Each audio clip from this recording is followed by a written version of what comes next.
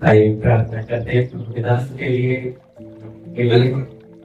धन्यवाद प्रभु, मौके के लिए आपके दास को हमारे बीच आप लेकर आए प्रभु। उनके सफर को आपने देख लिया, हमारे मध्य हम लेकर आएंगे। स्वर्गीय पिता आपका अभिषेक उनके जीवन में प्रभु यहाँ काम करे। आपकी सत्य आत्मा में बोलकर हम एक एक से प्रभु बातें करें। आपके वचन देकर प्रभु हमारे मध्यम बलवंत हाथों में लेकर अपने दास को हमारे बीच इस्तेमाल करें और वो आपके पवित्र हाथों में आपके दास को सौंपते। आप अगुवाई करें, आप लीडिंग करें, आपके हाथों में सौंपते। प्रार्थना यीशु मसीह के नाम आमीन।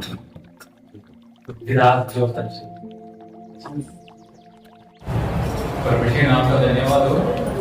परमेश्वर ने हमें एक और मौका दिया। मैं शायद तीसरा बार इस हॉल में आ रहा हूँ, तो इसलिए परमेश्वर ने एक और मौका दिया, इसलिए परमेश्वर का धन्यवाद। थोड़ा नज़दीक आ जाओ। ठीक है। आवाज़ नहीं आ रहा है?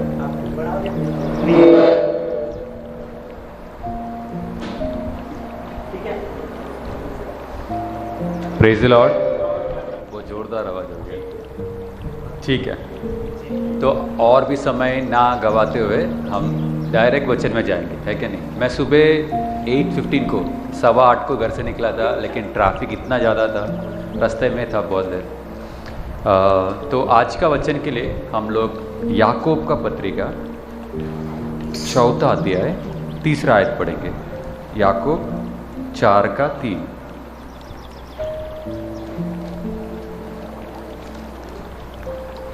मैं विनती करता हूँ कोई जोर से पढ़ के मदद करना। तुम मांगते हो और पाते नहीं, इसलिए कि बुरी इच्छा से मांगते हो ताकि अपने भोग विलास में उड़ा दो। यहाँ पे हमने क्या पढ़े? सबका हाथ बाइबल है ना? सब जन जरा एक और बार पढ़ना हुआ है। तुम मांगते हो और पाते नहीं, इसीलिए कि बुरी इच्छा से मांगते हो ताकि अपने भोग विलास में उड़ा दो। तो आज मैं और कोई वचन बताने के लिए आज आया था। कल शाम तक मेरा मन में और कोई वचन था, लेकिन सुबह आज उठने के बाद थोड़ा देर प्रार्थना में बैठा तो मुझे ऐसा लग रहा था कि परमेश्वर बोले ये वचन से आज मनन करना है। मुझे नहीं मालूम क्यों, लेकिन ये वचन मेरा आंखों का सामने दिखाई दिया, इसलिए आज ये वचन से पहले सेशन में हम मनन करेंगे। ठीक है, तो हम शायद ये आयत पहले भी पढ़े ही होंगे। पीछे सुनाई दे रहा सबको? आयत नहीं मिला लग रहा, आपस में पूछ रहा कुछ। 4:3। चाहे तो एक काम करते हैं, 2 और 3 दोनों पढ़ लेता ताकि पूरा बैकग्राउंड भी मिल जाए। 4:2 और 3। तुम लालसा रखते हो और तुम्हें मिलता नहीं, इसलिए तुम हत्या करते हो। तुम डाह करते हो और कुछ प्राप्त नहीं कर पाते, तो तुम झगड़ते और लड़ते हो। तुम्हें इसलिए नहीं मिलता कि मांगते नहीं। तुम मांगते हो और पाते नहीं, इसलिए कि बुरी इच्छा से मांगते हो ताकि अपने भोग विलास में उड़ा दो। तो यहाँ पे हम ये क्या देख सकते हैं? कई बार हम बहुत कुछ मांगते हैं लेकिन वो मिलता नहीं है। इसका पीछे कारण क्या है ये वचनों में हमें बताया जाता है ना? ये उपवास प्रार्थना है, आप सभी उपवास में हो, किसी विषय के लिए प्रार्थना कर रहे हैं, है ना? तो यहाँ पे क्या बताया जा रहा है कि तुम फिर से 2 और 3 एक और बार पढ़ना। तुम लालसा रखते हो और तुम्हें मिलता नहीं, इसीलिए तुम हत्या करते हो। तुम डाह करते हो और कुछ प्राप्त नहीं कर पाते। तुम झगड़ते और लड़ते हो। तुम्हें इसलिए नहीं मिलता कि मांगते नहीं। हाँ। तुम मांगते हो और पाते नहीं, इसलिए कि बुरी इच्छा से मांगते हो ताकि अपने भोग विलास में उड़ा दो।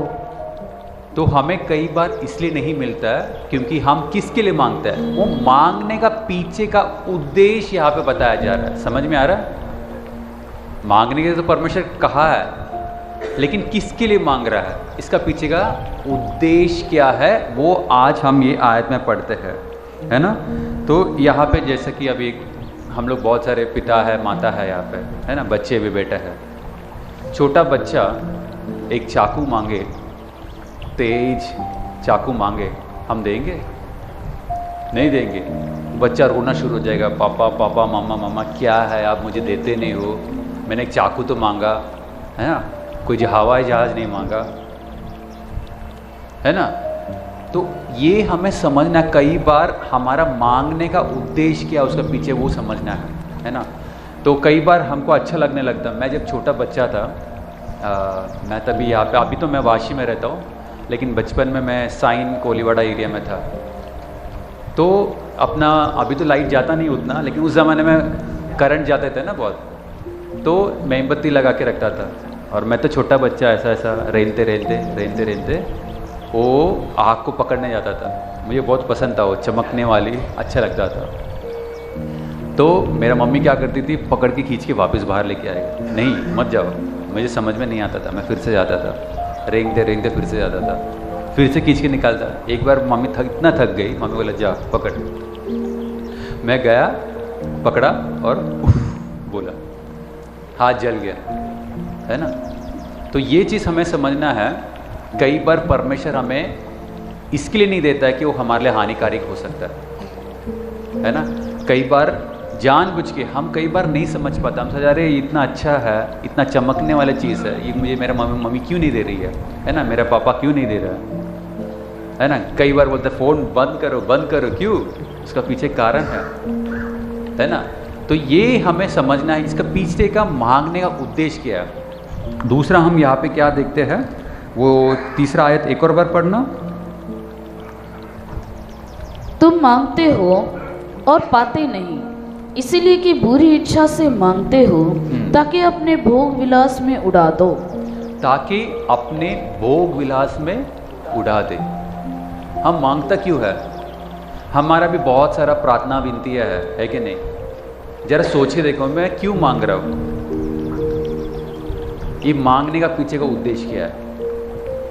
मेरा भोग विलास में उड़ाने के लिए है, या फिर हमारा स्वामी, हमारा प्रभु जैसा प्रार्थना किया, मेरा इच्छा नहीं परंतु आपका इच्छा मेरा जीना हो। हम किसके लिए मांगता है, हम हमारा हृदय जांच के देखे, इसका पीछे उद्देश्य क्या है ना। आप जरा एक क्षण सब जन आंखें बंद करें, जरा सोचो। मैं यहाँ पे प्रचार करने नहीं आया, सिर्फ वचन बताने आया, है ना। सब जन एक मिनट आंखें बंद करें, जरा सोचे, मेरा आज मैंने प्रार्थना किया, मैंने क्या क्या मांगा, पिछले एक हफ्ता मैंने प्रार्थना किया, मैंने क्या क्या मांगा, इसका पीछे उद्देश्य क्या है। आप जरा सब जन अपना आंखें बंद करके, सब जन आंखें बंद करो, सब जन आंखें बंद करो और जरा सोचे, मेरा प्रार्थना विनतियाँ क्या है, मैं ये क्यों मांग रहा हूँ। परमेश्वर राज का विस्तार के लिए मांग रहा हूँ, या मेरा भोग विलास के लिए मैं मांग रहा हूँ, मेरा इच्छाएं पूरा करने के लिए मैं मांग रहा हूँ। जब जन एक क्षण शांति से जरा सोचे, प्रार्थना करें।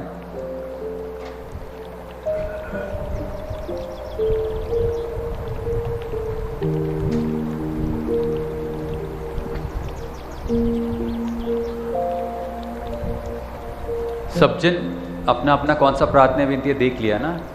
मेरा इच्छा क्या है, इसके लिए मैं प्रार्थना कर रहा हूँ, या मैं परमेश्वर का इच्छा के लिए प्रार्थना कर रहा हूँ। मैं बोला था ना, मेरा विषय आज ये नहीं था।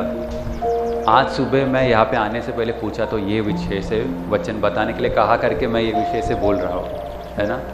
तो ये विषय नहीं था मेरा, लेकिन पता नहीं परमेश्वर की इच्छा क्या है, आज इस विषय पे क्यों मनन करा रहा है ना। कई बार क्या होता है, बड़ा, अगर समझो एक बड़ा एक अमीर आदमी है ना, वो क्या बोलेगा, परमेश्वर तू मुझे बहुत पैसा दे, ताकि मैं आपको सेवा कर पाऊँ, है ना, चर्च को मैं बहुत पैसा दे पाऊँ।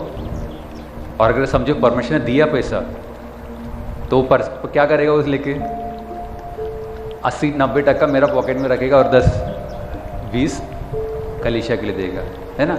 कई बार हम मांगता भी है तो भी परमेश्वर का नाम लगा के मांगता है ना।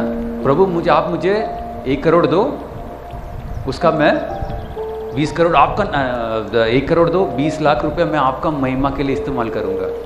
परमेश्वर को देना है तो 1 करोड़ जिसके जिधर देना उधर दे देंगे ना डायरेक्ट, है ना। तो हमारा मांगने का पीछे का उद्देश्य क्या है ना, हमारा उद्देश्य है ना, वो बहुत महत्व रखता है। कई बार हम सुनते हैं ना, मांगो तुम्हें मिलेगा, खटखटाओ खुलेगी, है ना, ढूंढो तुम्हें पाएगा।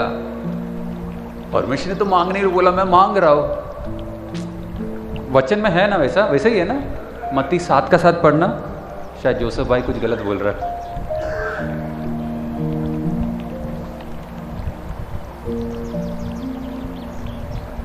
मांगो तो तुम्हें दिया जाएगा, मांगो तो तुम्हें दिया जाएगा, ढूंढो तो तुम पाओगे, ढूंढोगे तुम पाओगे, खटखटाओगे तो खटखटाओ तो तुम्हारे लिए खोला जाएगा, तुम्हारे खोला जाएगा। और आगे भी पढ़ो। क्योंकि जो कोई मांगता है उसे मिलता है, जो ढूंढता है वह पाता है, और जो खटखटाता है उसके लिए खोला जाएगा। और आगे, तुम में से ऐसा कौन मनुष्य है कि यदि उसका पुत्र उससे रोटी मांगे तो वह उसे पत्थर दे, या मछली मांगे तो उसे सांप दे। अतः जब तुम बुरे होकर अपने बच्चों को अच्छी वस्तुएं देना जानते हो, तो तुम्हारा स्वर्गीय पिता अपने मांगने वालों को अच्छी वस्तुएं क्यों न देगा। तुम्हारा स्वर्गीय पिता अपने मांगने वाले को ये अच्छे वस्तु क्यों नहीं देगा। ये अच्छे वस्तु कौन सा वस्तु है, क्या कौन सा वस्तु के बारे में कहा गया वहां पे। पवित्र आत्मा, बराबर बोले। समझ में आ रहा, पीछे बैठने वाले को सुनाई दे रहा है। थोड़ा बच्चे लोग चल रहा है इसलिए सब आपस में देख रहे हो, सब जन जरा ध्यान देना। हाँ, तो यहाँ पे बताया मांगने के लिए कहा है, लेकिन ये संसारिक चीज मांगने का बात नहीं कह रहा है। समझ में आ रहा है। यीशु ने भी प्रार्थना सिखाया हमें, है ना। मत्ती का सुसमाचार 6वां अध्याय 9 से 13। हे हमारा स्वर्गीय पिता, तू जो स्वर्ग में है, तेरा नाम पवित्र माना जाए। किसका नाम पवित्र? परमेश्वर का नाम पवित्र माना जाए। कैसा परमेश्वर का नाम पवित्र कैसा माना जाएगा? कैसा माना जाएगा? क्या पवित्र नाम, परमेश्वर का नाम पवित्र नहीं है क्या? परमेश्वर का नाम पवित्र है, तो क्या मैं जपमाला करना है यहाँ पे बैठ के कि उसका नाम अभी पवित्र हो जाए? उसका अर्थ क्या है? मेरा चाल चलन आपका चाल चलन से पवित्र, परमेश्वर का नाम पवित्र माना जाए। परमेश्वर तो पवित्र है, अति पवित्र है, लेकिन मैं जैसा बैठता हूँ, चलता हूँ, बोलता हूँ, इससे परमेश्वर का नाम पवित्र माना जाए। समझ में आ रहा है? तो हमें मांगना क्या? प्रभु मेरा जीवन बदल दे कि आपका नाम का महिमा हो। उसका बाद क्या मांगना है? तेरा राज आए, मेरा नहीं, तेरा राज आए, परमेश्वर का राज आए। तेरा इच्छा जैसा स्वर्ग में पूरी होती हो वैसा पृथ्वी पे भी हो। क्या क्या मांगने के लिए कहा है ना। उसका आगे भी है, रोटी का बात भी कहा है, लेकिन दिन भर का रोटी। आज हमारे घर पे 1 महीने का स्टॉक पड़ा है चावल ना, हम कोई भूखा नहीं है। दिन भर का रोटी, वो भी दिन भर का रोटी में हमारा आत्मिक भोजन, हमारा शरीर का भोजन, मानसिक भोजन सब मांगना है ना। फिर पापों से क्षमा, वो सब पड़ता है। लेकिन यहाँ पे मैं क्या बताने का कोशिश कर रहा हूँ, हमारा तो ध्यान है ना परमेश्वर का राज और परमेश्वर और परमेश्वर राज में स्थिर होना है।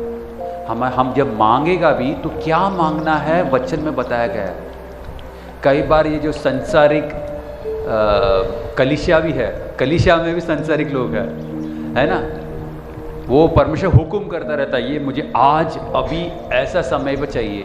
मैं विश्वास करता हूँ हम में से कोई यहाँ पे नहीं, ऐसा नहीं है ना, ऐसा कोई भी नहीं है। तो यहाँ पे क्या बोल रहा है 3 में क्या पाए? तुम लोग मांगते हो और पाते नहीं हो क्योंकि तुम अपना भोग विलास के लिए मांग रहे हो। तो हमें आज से अगर प्रार्थना करना है, ये बात पे ध्यान देना है कि हम किसके लिए प्रार्थना करें।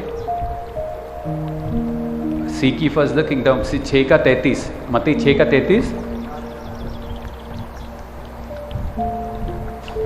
इसलिए पहले तुम परमेश्वर के राज्य परमेश्वर का राज्य और उसके धर्म की खोज करो। और उसके धर्म के खोज करो। पहले क्या करना है? परमेश्वर का राज और उसका धर्म का। इंग्लिश में पढ़ा तो धार्मिकता का लिखा है, लेकिन ठीक है, धर्म भी ठीक है इंग्लिश ट्रांसलेशन। तो परमेश्वर का राज और उसका धार्मिकता का खोजी बनना है हमें, है ना। इसके लिए है हमारा प्रार्थना, परमेश्वर की इच्छा है पूरा करना है हमारा प्रार्थना, है कि नहीं। ये मैं दूसरा प्रश्न पूछता हूँ, हम इस जगत में क्यों है? हमारा जीवन का अर्थ क्या है? जवाब, कोई प्रश्न पूछ रहा तो जवाब दे सकते हो।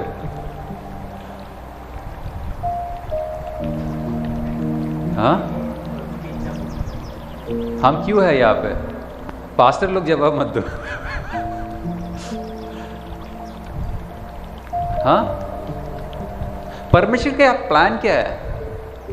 हम पैदा हो गया, खाना, सुबह उठना है, नहाना धोना है, खाना खाना है, काम पे जाना है, थक के आना है, सोना है, फिर अगले दिन फिर से उठना है, वही दांत घसना है, नहाना है, फिर से नाश्ता करना है, फिर से काम को जाना है, वापस आना है। जीवन का अर्थ क्या है?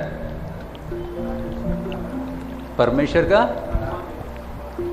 का महिमा के लिए जीना है, अच्छी परमेश्वर का कार्य को पूरा करना है ना। परमेश्वर का इस जगत में भी हमारे लिए महान योजना है, और अनंत काल में भी महान प्लान है, महान योजना है। जो यहाँ पे पास होके आगे बढ़ता है ना, जैसा कि 10वीं में बच्चे सीख के पास होता है ना, अच्छी मार्क्स से पास होता है, तभी जाके कॉलेज में जाता है कि नहीं। जब हम किधर काम करता है वहाँ पे भी प्रमोशन कभी होता है, उनका एक टेस्ट लिया जाता है, परीक्षा लिया जाता है, उसमें जब पास होता तो आगे जाता है।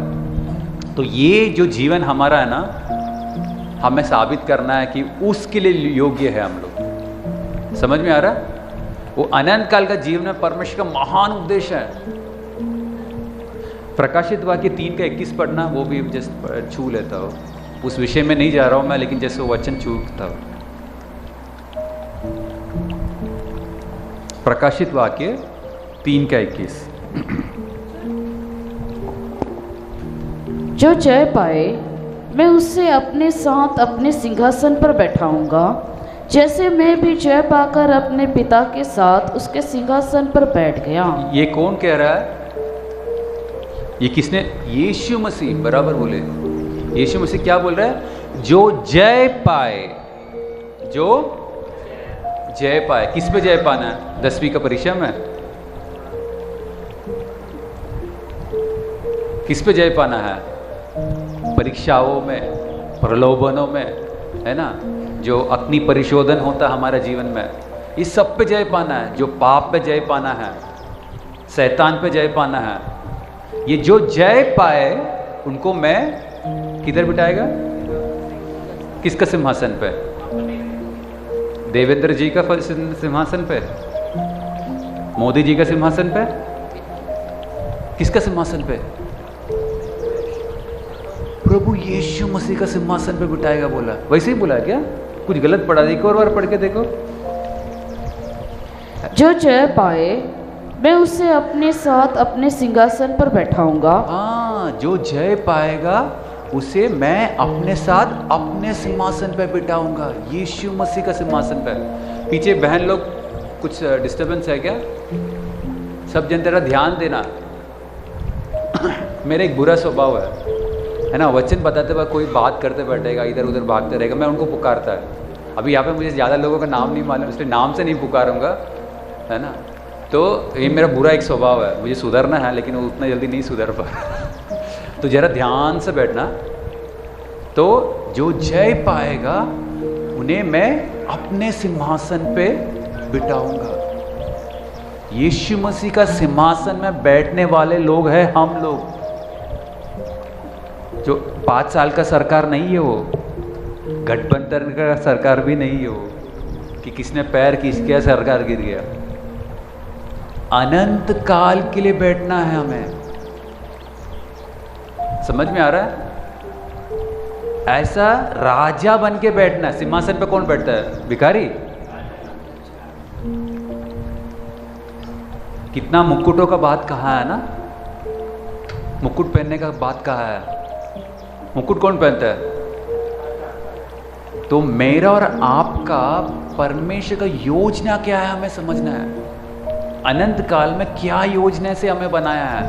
इसलिए नहीं बनाया कि सुबह उठो, दांत घसो, नहाओ, खाना पियो, को जाके काम करो, मेहनत करो, थक जाओ, सो जाओ, फिर प्रार्थना करके सो जाओ, अगले दिन उठो फिर से ये दांत घसना। ये नहीं, इसके लिए नहीं बनाया हमें।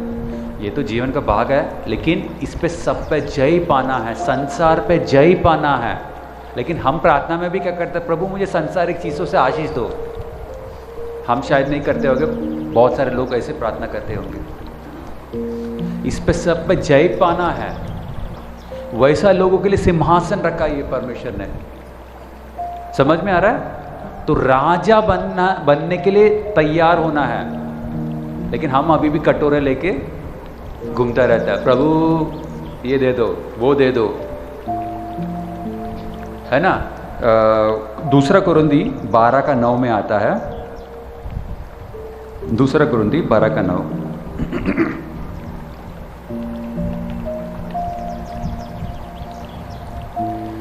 पर उसने मुझसे कहा, मेरा अनुग्रह तेरे लिए बहुत है, क्योंकि मेरी सामर्थ निर्बलता में सिद्ध होती है। इसलिए मैं बड़े आनंद से अपनी निर्बलताओं पर घमंड करूंगा, कि मसीह की सामर्थ मुझ पर छाया करती रहे। बस 9 तक। सो यहाँ पे हमने क्या देखी, कौन बोल रहा है? यहाँ पे कौन कह रहा है? परमेश्वर कह रहा है। किसको कह रहा है? पौलुस को कह रहा है। कौन है पौलुस? पौलुस कौन है? परमेश्वर का दास है। कौन है? प्रेरित है, जिसने आधा से ज़्यादा नया नियम का किताब लिखा व्यक्ति है। आधा से ज़्यादा नया नियम का लिखा हुआ व्यक्ति है पौलुस। उसने प्रार्थना किया। क्या प्रार्थना किया? प्रभु मेरे शरीर में ये जो क्या लिखा वो शब्द काटा है ना, वो जो है, जो तकलीफ है, वो निकाल के दो। पौलुस प्रार्थना कर रहा है। और परमेश्वर ने क्या जवाब दिया? परमेश्वर ने क्या जवाब दिया? जोर से पढ़ो। मेरा अनुग्रह ही तेरे लिए काफ़ी है। मेरा अनुग्रह तेरे लिए काफ़ी है। परमेश्वर नहीं निकाल सकते थे या निकाल सकते थे? तकलीफ हटा सकता था? कर सकता। बड़ा प्रेरित है, नया नियम, आधा नया नियम लिखा हुआ व्यक्ति है। परमेश्वर क्या बोल रहा है? मेरा अनुग्रह तेरे लिए काफी है। सब जन जरा ताली बजाएंगे। किसके लिए ताली बजा मालूम है? नहीं, परमेश्वर के लिए तो ताली बजाना है। हमारे बीच में, पूरे लोगों में बीच में एक व्यक्ति का आंख बंद हो रहा था तो जिसने भी आंख बंद किया उनके लिए ताली मिला है। ठीक है, तो ये मेरा दूसरा बुरा आदत है ना। मैं पहले बताया ना, मेरा पहले बुरा आदत क्या है, ये दूसरा आदत है। कोई भी सोएगा ना, मुझे सबका आंख दिखाई देता है ना यहाँ पे बैठ के। किसी का आंख बंद हो गया तो क्या होएगा? ताली मिलेगा। और बार बार ये करते रहेगा तो फिर आपको चीफ गेस्ट बना के यहाँ पे बिठाएगा, उसका बाद ताली बजाएंगे। ठीक है, ठीक है। तो हम क्या देख रहे थे? तो पौलुस जो परमेश्वर का महान दास है, उसको परमेश्वर क्या कह रहा है? मेरा मेरा मेरा अनुग्रह तेरे लिए काफ़ी है। परमेश्वर चाहिए तो निकाल सकता है। कई बार परमेश्वर नहीं चाहता है कि हमारे जीवन से कुछ तकलीफें हटे, ताकि हम परमेश्वर का अनुग्रह पे और भी भरोसा करके परमेश्वर में और नज़दीक हो और बढ़े। समझ में आ रहा है? दूसरा हम ये देखते हैं, वो जो याकूब का पत्रिका से हम पढ़े 4वां अध्याय, वो एक और बार पढ़ते हैं, पहले और दूसरा आयत 1 and 2, 4, 1 and 2। तुम में लड़ाई और झगड़े कहाँ से आ गए? क्या उन सुख विलासों से नहीं जो तुम्हारे अंगों में लड़ते भिड़ते हैं? तुम लालसा रखते हो और तुम्हें मिलता नहीं, इसलिए तुम हत्या करते हो। तुम डाह करते हो और कुछ प्राप्त नहीं कर पाते। तुम झगड़ते और लड़ते हो, इसीलिए नहीं मिलता कि मांगते नहीं। मांगते नहीं, है ना। और ये 3 तक पढ़ा ना। तुम मांगते हो और पाते नहीं, इसलिए बुरी इच्छा से मांगते हो ताकि अपने भोग विलास में उड़ा दो। और 4 अभी 3 तक हमने देखे, चौथा आयत भी पढ़ते हैं। हे व्यभिचारिणियों, हे व्यभिचारिणियों, क्या तुम नहीं जानती क्या तुम नहीं जानती कि संसार से मित्रता करनी संसार से मित्रता करने परमेश्वर से बैर करना है। परमेश्वर से व्यय करना। देखो कितना, मतलब उस शब्द में कितना जोरदार शब्द इस्तेमाल किया। पवित्र आत्मा, पवित्र शास्त्रों में लिखा हुआ एक शब्द है। चौथा आयत एक और बार पढ़ो। हे व्यभिचारिणियों, हे व्यभिचारिणियों, क्या तुम नहीं जानती क्या तुम नहीं जानती कि संसार से मित्रता करनी परमेश्वर से बैर रख करना है। संसार से मित्रता करने, संसार से मित्रता करने परमेश्वर से बैर करना है। परमेश्वर से बैर करना है। देखो जो शब्द इस्तेमाल किया ना, व्यभिचारिणियों, है ना। व्यभिचारी मतलब कौन है? जो अपना पति का साथ ना जीते हुए और किसी का साथ जीता है। हम जो कलीसिया, हम सबको पता है कि हम यीशु मसीह का दुल्हन है। हम कलीसिया, भाई हो बहन हो, सब यीशु मसीह का दुल्हन है। अगर हम परमेश्वर को छोड़ के संसार का पीछे जाएगा तो परमेश्वर हमें किस शब्द से बुलाता है ना।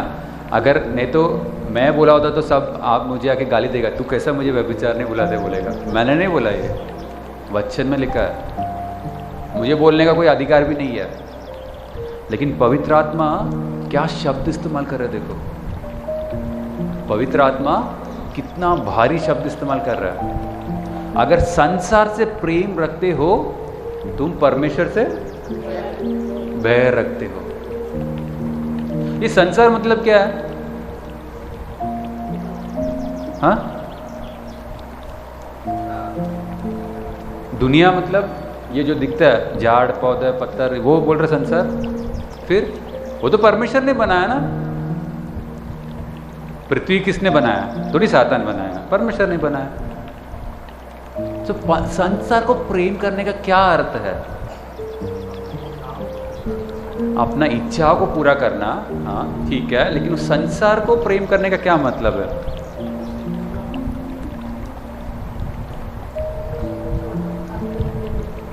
नहीं, वो सब समझ गया, आप सही बोल रहा है। अपना इच्छा का पीछे नहीं जाना है, परमेश्वर को नहीं छोड़ना है, सब सही बोल रहा है। संसार का अर्थ क्या है इस शब्द में? दूसरा आयत है ना, जो पहले यूहन्ना do not love the world और एनीथिंग इन द वर्ल्ड, वो कहाँ पे, वो आयत कौन सा रेफरेंस? 5 का नहीं 3 का, मुझे मैं रेफरेंस भूल गया। दूसरा पहले यूहन्ना,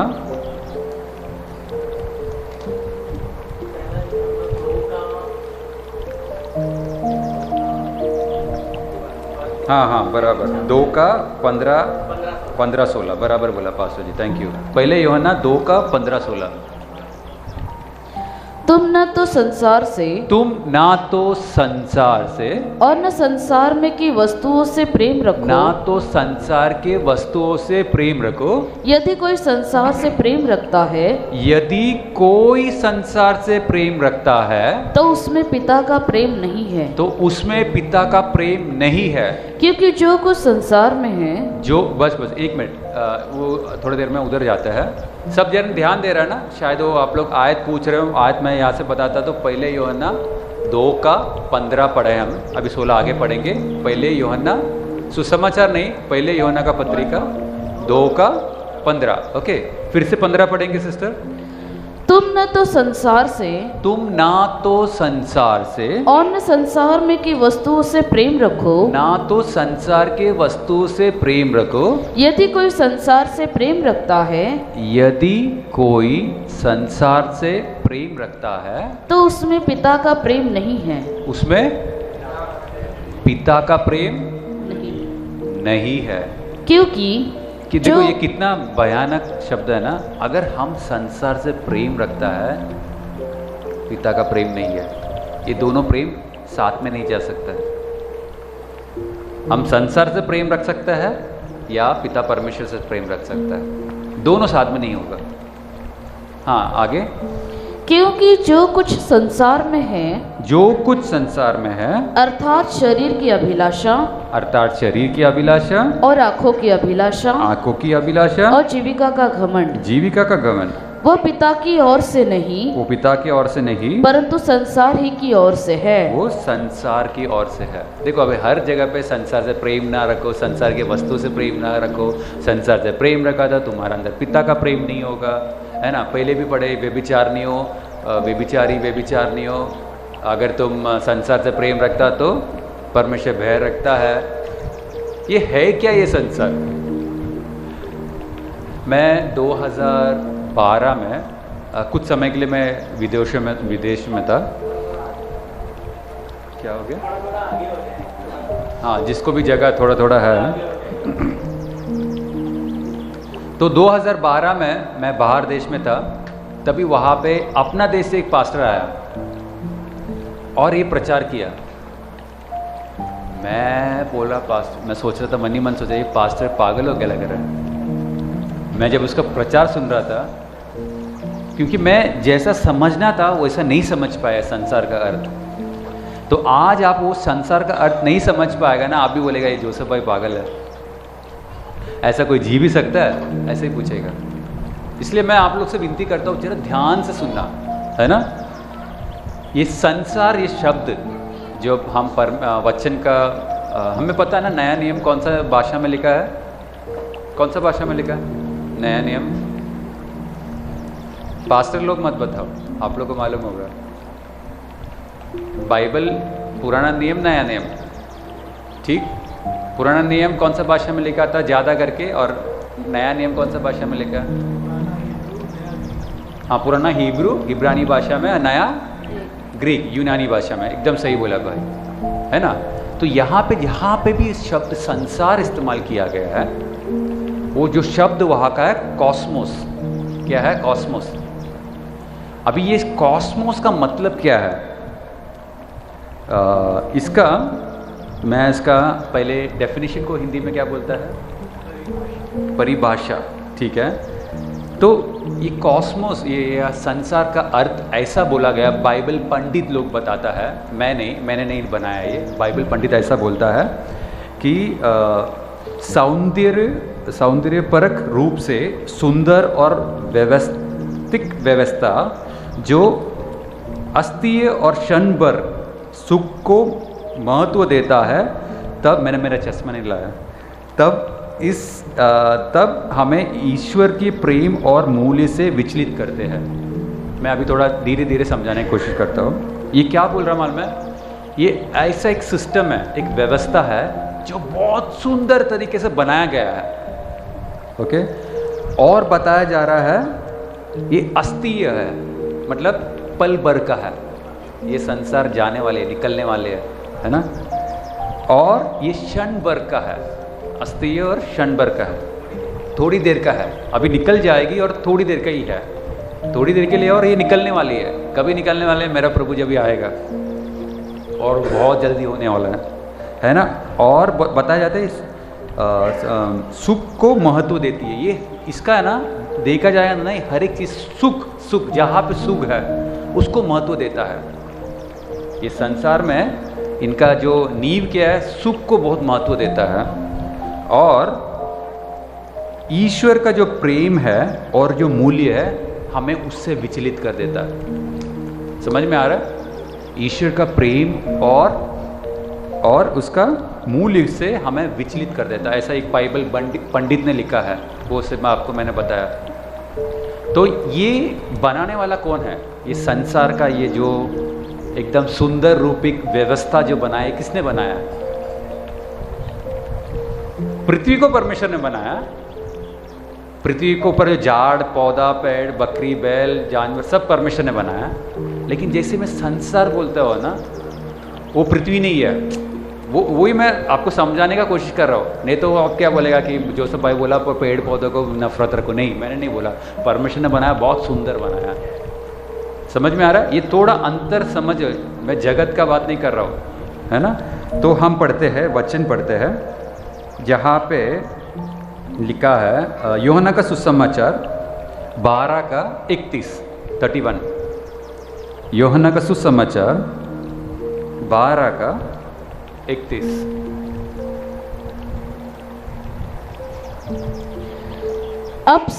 अब इस संसार का न्याय होता है। अब इस संसार का सरदार निकाल दिया जाएगा। बस। सो ये कौन कह रहा है? यीशु कह रहा है वहाँ पे। क्या कह रहा है? इस संसार का न्याय होने वाला है और इस संसार का सरदार उसको क्या करेगा? निकाल दिया जाएगा। अरे परमेश्वर ने तो संसार को बनाया, फिर यीशु कौन सा संसार का सरदार का बात कर रहा है? ये कौन सा संसार का न्याय करने का बात कर रहा है यीशु? समझ में आया? संसार का सरदार कौन है? शैतान। परमेश्वर ने बहुत सुंदर जगत बनाया, लेकिन उसी का ही एक पैरेलल, एक संसार से, पैरेलल को हिंदी में क्या बोलते हैं पास्टर जी? पैरेलल ही बोलता है ना, जो किसी को पैरेलल शब्द का हिंदी साथ साथ। हाँ, तो परमेश्वर ने सुंदर जगत बनाया है, हमारे लिए बनाया है, लेकिन ये सातान एक अलग सा एक सिस्टम बना दिया जो परमेश्वर का प्रेम और मूल्य से हमें विचलित करता है, सुख भोग में हमें बिठा देता है। समझ में आ रहा है? और इसका पीछे एक मास्टरमाइंड है, इसका पीछे एक सरदार है, एक बुद्धिजीवी है, वो है ये शैतान, जो हमें परमेश्वर का प्रेम और मूल्य से विचलित कर देता है। समझ में आ रहा है? यीशु खुद बोल रहा है ये संसार का मैं न्याय करने जा रहा हूँ, संसार का सरदार को निकालने जा रहा हूँ। तो ये जगत अच्छा है, समझ में? परमेश्वर ने जो पृथ्वी बनाया, सूरज बनाया, तारे बनाया, पेड़ पौधा, ये सब अच्छा है, इससे बैर रखने के लिए नहीं बोल रहा है। पर यीशु ये नहीं बोल रहा कि झाड़ों से बैर रखो, नहीं, कि पत्ता हम खाते हैं इसको बैर रखने के लिए नहीं बोल रहा है, लेकिन ये संसारिक चीज़ों का बात कर रहा है। तो हम लोग और थोड़ा गहरे में पढ़ेंगे, है ना। ये 14 का 30 में भी लिखा है, यूहन्ना का सुसमाचार 14 का 30 भी पढ़ते हैं। मैं अब तुम्हारे साथ और बहुत बातें न करूँगा, क्योंकि इस संसार का सरदार आता है। यीशु बोले संसार का सरदार आता है, मुझ पर उसका कोई अधिकार नहीं। मुझ पे उसका कोई अधिकार नहीं। और एफिसियों को पत्रिका 2 का 2,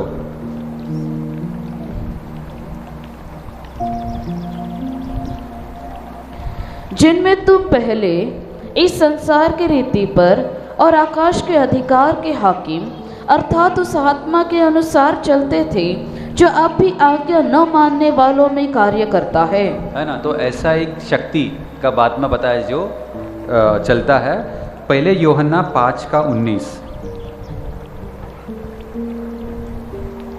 ये फैन ऑन कर दो।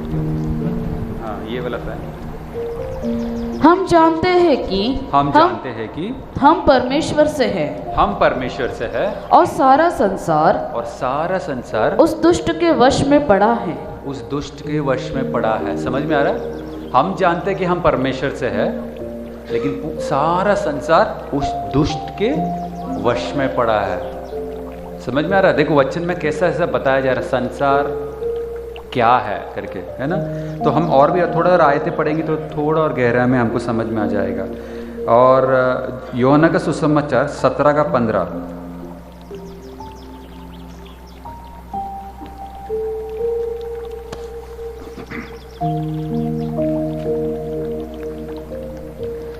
यूहन्ना का सुसमाचार 17 का 15।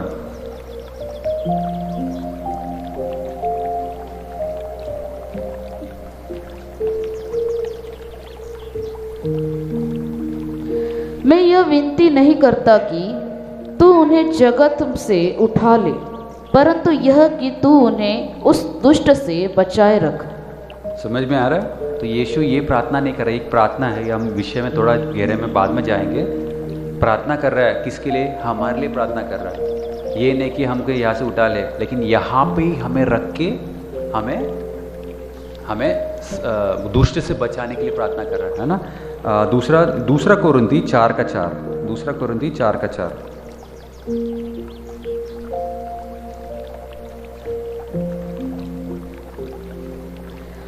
उन अविश्वासियों के लिए जिनकी बुद्धि संसार के ईश्वर ने अंधी कर दी है, उस अविश्वासियों के लिए जिसके इस संसार के ईश्वर ने अंधी कर दी है। समझ में आ रहा है? संसार का एक ईश्वर है, एक सरदार है, इसने अविश्वासी लोगों का आंखें बंद कर दिया है, अंधी कर दिया है। इसलिए वो ये सच्चा ज्योति यीशु मसीह को नहीं पहचान पाता। समझ में आ रहा है? ये संसार, ये कौन कह रहा है? यीशु खुद कह रहा है ना। और हम ये भी देखते हैं, और भी ऐसा आयते हैं, मैं अभी थोड़ा समय बचाने के लिए वो सब छोड़ के आ रहा हूँ। किसी को और इंटरेस्टेड है संसार वाली बात में, मैं और भी शेयर कर देता हूँ। लेकिन आज हम दूसरा भाग में जाते हैं। यूहन्ना का सुसमाचार 15 का 18।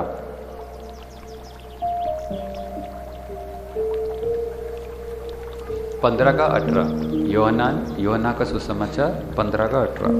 यदि संसार तुमसे बैर रखता है, यदि संसार तुझसे बैर रखता है, तो तुम जानते हो कि उसने तुमसे पहले मुझसे बैर रखा। हाँ, संसार तुमसे पहले मुझसे बैर रखा। मुझसे मतलब यीशु से बैर रखा था, इसलिए वो तुमको भी बैर रखता है। हाँ, आगे पढ़ो। यदि तुम संसार के होते, तो संसार अपनों से प्रेम रखता। तो संसार अपनों से प्रेम कर, हम संसारिक नहीं है, इसलिए संसार हमें नहीं अपनाता है ना, हमसे प्रेम नहीं रखता है। परंतु इस कारण की तुम संसार के नहीं, वरन मैंने तुम्हें संसार में से चुन लिया है। मैंने तुम्हें संसार से चुन लिया है, इसीलिए संसार तुमसे बैर रखता है। उनको अपने से कोई दुश्मनी नहीं है, लेकिन हम संसारिक नहीं है, इसलिए फिर वो बोले तुम अभी अलग हो गए हमसे। अभी हम संसारिक नहीं है, हम परमेश्वर का बन गया, परमेश्वर ने हमें चुन लिया है। समझ में आ रहा? यूहन्ना का सुसमाचार 14 का 17 पढ़ते हैं।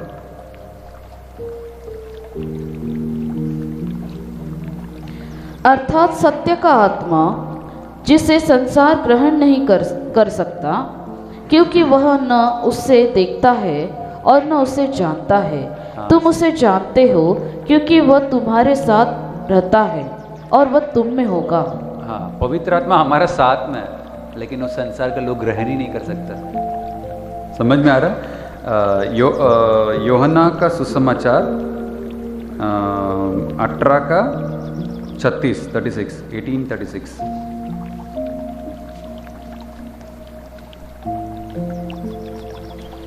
यीशु ने उत्तर दिया, मेरा राज्य इस संसार का नहीं।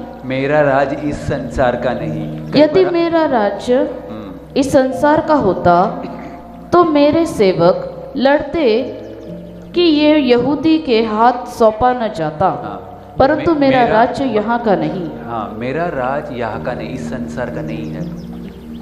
समझ में आ रहा है? यीशु आने वाला है, वो यीशु अपना स्वर्गीय राज यहाँ पे लेके आएगा। ये संसार को सही करने नहीं आ रहा है। मैं विश्वास करो आप समझ पा रहे हो। देखो, आज हम लोग आ रहे थे, मैं जो पास्टर जी जो गाड़ी चला के लेके आ रहा था, मैं उनसे बोल रहा था क्या गर्दी है, मतलब लाइन बाय लाइन पूरा यहाँ पे 3 माले का फ्लाईओवर बनाया है, लेकिन तो भी गर्दी है। एक शहर में इतना करोड़ लोग हैं। समझ में आ रहा है?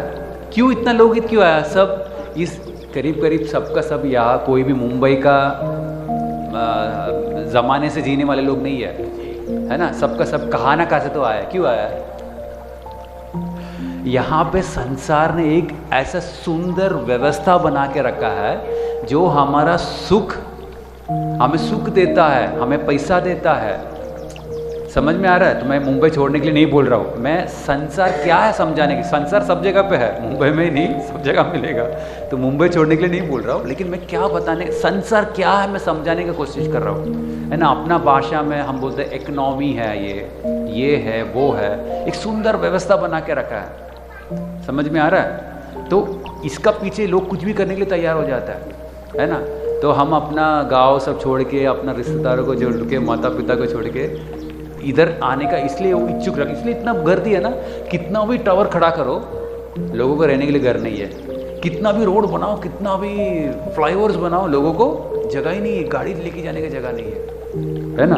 तो ये और दूसरा एक और अच्छा चीज़, कभी भी हम जब प्रभु का राज के लिए कुछ करना चाहता है, संसार का लोग क्या बोलता है, क्या पागल लोग है, उसका समय और 2 घंटा काम किया तो ओवर ड्यूटी का टाइम पैसा मिल गया होता, थोड़ा आराम से मज़ा मार सकता था, है क्या नहीं। ये अक्ल नहीं है ये लोगों को, प्रभु प्रभु प्रभु करते घूमते रहता है। समझ में, संसारिक लोगों को समझ नहीं सकता ये क्या चल रहा है। तेरा पैसा भी तू उसमें प्रभु का राज में डाल दिया, पागल हो गया क्या। इतना मेहनत से तू कमाता है और तू करता क्या है, प्रभु का राज में डालता है। वो लोग समझ ही नहीं पाएगा, संसारिक लोग हम लोगों को नहीं समझ पाएंगे। क्यों? क्योंकि उनका आंख इस संसार का ईश्वर ने बंद कर दिया है ना। तो इसलिए वो हमें नहीं समझ पाएगा कभी भी। हाँ, वो हमें मूर्ख कहेंगे। यूदा, यीशु के साथ चले हुए चेले 12 में से एक, परमेश्वर को 30 चांदी के सिक्के के लिए भेज दिया, पैसा, है ना। यीशु को मालूम था ये चोर है करके, वचन में लिखा है, लेकिन उसी के हाथ में क्या दे दिया, पैसे की थैली दे दिया। चोर का हाथ में पैसे की थैली। पास्टर जी, आपका चर्च में जो भी ट्रेशरर होगा, मुझे नहीं मालूम, अच्छा आदमी होगा, अगर कोई चोर आता उसका हाथ में देगा ट्रेशरर का जो काम देगा फाइनेंस संभालने के लिए। यीशु के देखो क्या करता है, चोर यीशु को मालूम है इसमें से चुराता करके, नहीं तू ही संभाल, है ना। तो ऐसा है, संसार का लोग समझ नहीं पाता ये क्या है। वो अपना स्वामी को भी बेच के 30 सिक्का चांदी का सिक्का कमा लिया। तो हम उनके लिए हम बेवकूफ़ है ना। पहले कोरिन्थी 1:20,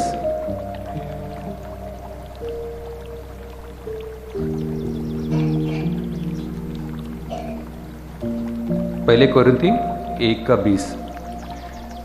कहाँ रहा ज्ञानवान, कहाँ रहा शास्त्री, कहाँ रहा इस संसार का विवादी। क्या परमेश्वर ने संसार के ज्ञान को मूर्खता नहीं ठहराया। हम तो सोचते हैं कि ये बहुत ज्ञानी लोग हैं संसार के लोग, लेकिन परमेश्वर क्या बोलता है, ये मूर्खता है। मैंने तुम्हें बनाया है अनंत काल के लिए राजा करके बैठने के लिए, लेकिन इधर ही जैसे कि आगे समझो 2 घंटे का हम लोग परीक्षा लिखता है ना, एग्ज़ाम लिखता है, एग्ज़ाम पेपर, वो एग्ज़ाम पेपर अच्छा से लिखो फिर जाके प्रमोशन मिलेगा, है ना, या अगला बढ़ोतरी मिलेगा। लेकिन वो 2 घंटे में भी ये क्या कर रहा है, मुझे आराम करने का, पेपर नहीं लिखेगा, क्या होगा, क्या होगा।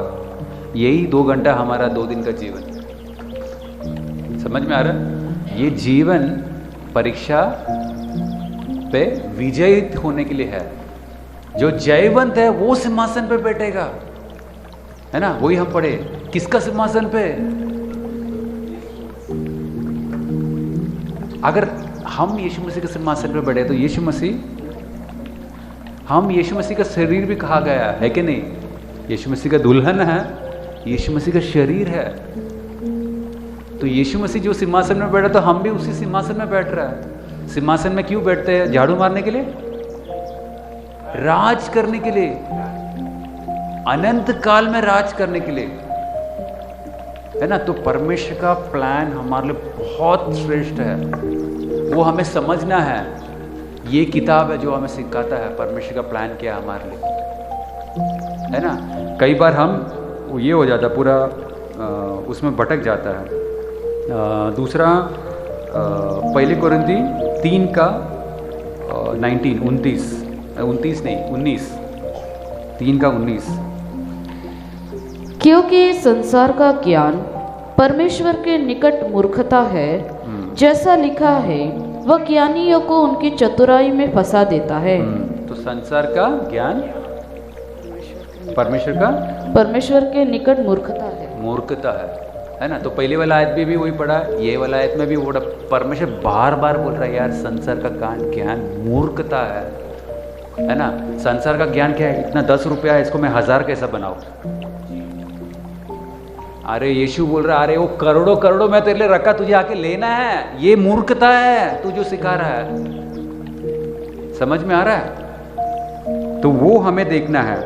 जैसा हमने पहले भी पढ़ा है ना, पहले यूहन्ना 2 का 15 और 16, वो भी एक और बार पढ़ते हैं। तुम न तो संसार से और न संसार में की वस्तुओं से प्रेम रखो। यदि कोई संसार से प्रेम रखता है तो उसमें पिता का प्रेम नहीं है। और पहले यूहन्ना 3 का 17 भी पढ़ लो। 3 का 17। पर जिस किसी के पास संसार की संपत्ति हो और वह अपने भाई को कंगाल देखकर उस पर तरस खाना न चाहे, तो उसमें परमेश्वर का प्रेम कैसे बना रह सकता है? समझ में आ रहा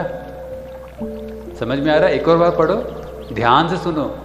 पर जिस किसी के पास संसार की संपत्ति हो और वह अपने भाई को कंगाल देखकर उस पर तरस खाना न चाहे, तो उसमें परमेश्वर का प्रेम कैसे बना रह सकता है? तो संसार का धन मेरा पॉकेट में है, लेकिन मेरा भाई उधर तड़प रहा देख के मैं उस पर तरस खाने के लिए तैयार नहीं है। ये धन मुझे उधर काम नहीं आएगा। ये धन सिर्फ बैंक ऑफ इंडिया में डाल सकता है, स्टेट बैंक ऑफ इंडिया में, स्टेट बैंक ऑफ हेवन में नहीं डाल सकता, स्वर्ग का स्टेट बैंक में नहीं डाल सकता। ये धन, ये संसार का धन है, इसमें उधर कोई कीमत नहीं है। और हमें करना क्या, ये धन लेके वहां पे धन कमाना है। ये धन ऐसा इस्तेमाल करो कि वहां पे धन इकट्ठा होना है ना। मत्ती 6 का 24 पढ़ते हैं।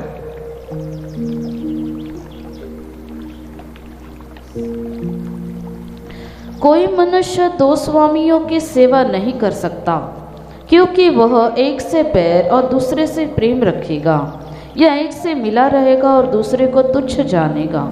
तुम परमेश्वर और धन दोनों की सेवा नहीं कर सकते। समझ में आ रहा है? परमेश्वर और धन का सेवा नहीं कर सकता।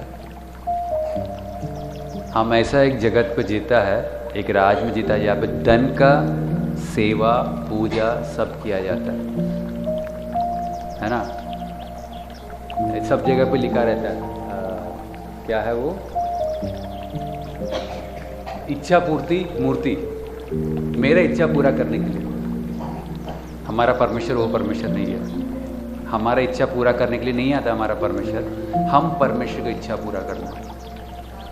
समझ में आ रहा? बहुत फर्क है संसार का ईश्वर और हमारा ईश्वर में। सच्चा ईश्वर का हम सेवा करना है। समझ में आ रहा? तो कई बार बोलता प्रभु ये कर, वो कर, ऐसा कर। हमारा प्रार्थना देखना है, हमारा सुख और भोग में उड़ाने के लिए। तो हमारा प्रार्थना बदलना, प्रभु तू क्या बोल मैं करता हूँ, तब वो परमेश्वर मैं उसका दास, है ना।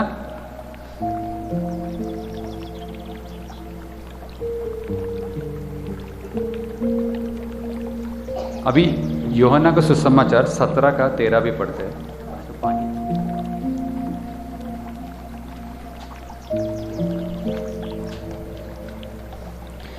अब मैं तेरे पास आता हूँ,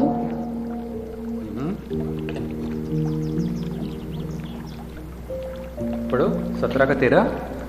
अब मैं तेरे पास आता हूँ और ये बातें जगत में कहता हूँ कि वे मेरा आनंद अपने में पूरा पाए। हाँ, और दूसरा कुरिन्थी 5 का 19।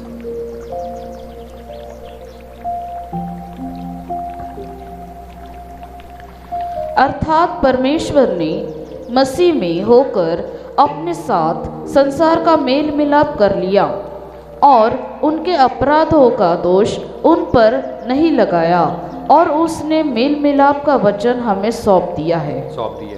और फिर से वही यूहन्ना का सुसमाचार 17 का 15 में जाता है।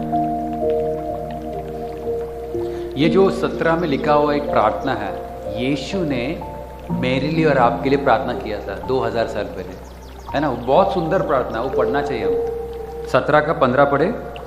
मैं यह विनती नहीं करता कि तू उन्हें जगत से उठा ले, परंतु यह कि तू उन्हें उस दुष्ट से बचाए रख।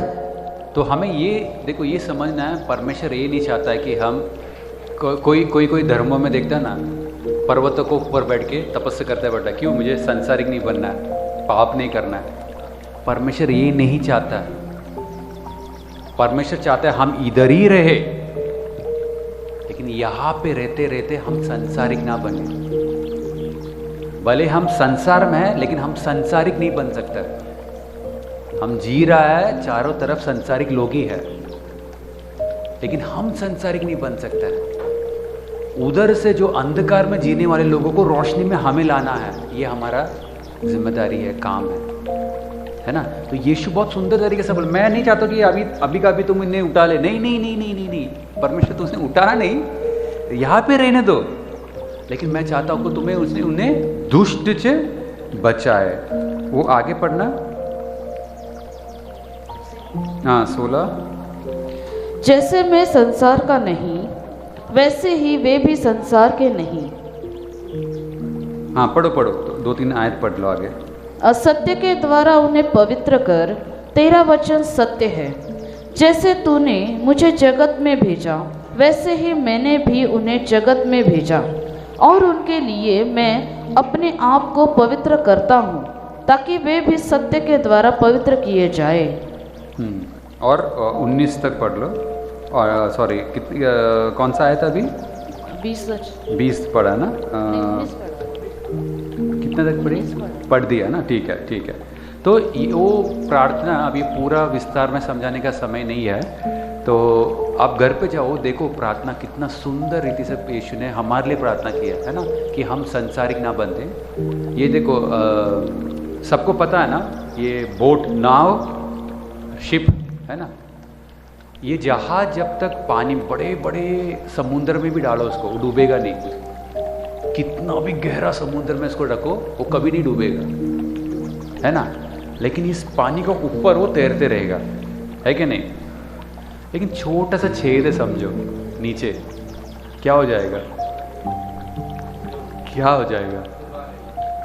जैसे वो पानी इस जहाज का अंदर आ गया, जैसे वो पानी इस जहाज का अंदर आ गया, उसको खतरा है। जब तक ये पानी बाहर है उसको सुरक्षा है, क्योंकि जितना ज़्यादा पानी उतना आसानी से तैरेगा। बहुत कम पानी में नाव नहीं जा सकता, वो आगे नहीं जा पाएगा। लेकिन जितना गहरा पानी वो आराम से जाएगा, तो संसार पे वो आराम से जाएगा। लेकिन ये संसार अंदर आ गया ना हमारे जीवन का, टाइटैनिक हो जाएगा उस नाव का। क्या हो जाएगा? हम बोले यार छोटा सा तो एक छेद है, थोड़ा सा तो पानी आ रहा है, क्या तकलीफ है।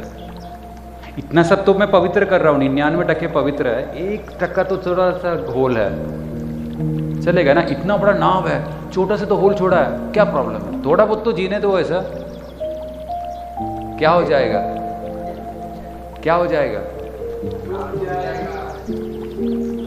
छोटा होल है तो ज़्यादा समय लगेगा डूबने के लिए, बड़ा हो रहेगा तो बहुत जल्दी डूब जाएगा, इतना ही फर्क है। डूबेगा तो पक्का है। समझ में आ रहा है? मैं एक दिन कोई व्हाट्सएप पे एक वीडियो भेजा, बहुत अच्छा वीडियो था।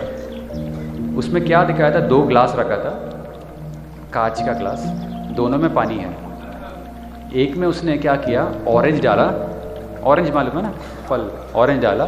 दूसरे में छिलका हुआ ऑरेंज, छिलका हुआ ऑरेंज डूब गया। जो छिलका नहीं था, मतलब जो खोला नहीं था, वो ऊपर लटका हुआ। तो वो पास्टर जी बता रहा है उस एग्जाम्पल से कि हमें ऐसा होना है, भले हम पानी में हैं लेकिन पानी को ऊपर तैरना है। ये ऑरेंज का ये स्किन निकालने पे क्या हो गया, उसका अंदर पानी घुस गया, वो भारी हो गया, डूब गया। इसी तरह हम संसार में रहेगा तो भी हमें कुछ नहीं होने वाला। लेकिन एक चीज़ ध्यान देना है, छोटा सा भी छेद रहेगा, छोटा सा भी छेद रहेगा, भले छोटा सा भी छेद रहेगा, डूबना जरूर पक्का है। वो तो सिर्फ समय की बात है, कितना देर में डूबेगा। तो ये ध्यान देना है, मेरा जीवन जांच के देके, मेरा हृदय जांच के देके, ऐसा किधर भी कोई छेद है तो आज का आज ही मरम्मत करो, है ना। आज का आज ही मरम्मत करना है। मैं बोलूँ आज का आज नहीं, अभी का भी मरम्मत शुरू करो। डूबने का बाद फिर उसे निकाल के लेना, फिर वो फिर से चलना, तब तक टूट जाएंगे, 2 पीस हो जाएगा, फिर बहुत कठिन हो जाने वाला है ना। तो वो चीज़ हमें बहुत ध्यान देना है। दूसरा हम क्या देख रहे हैं?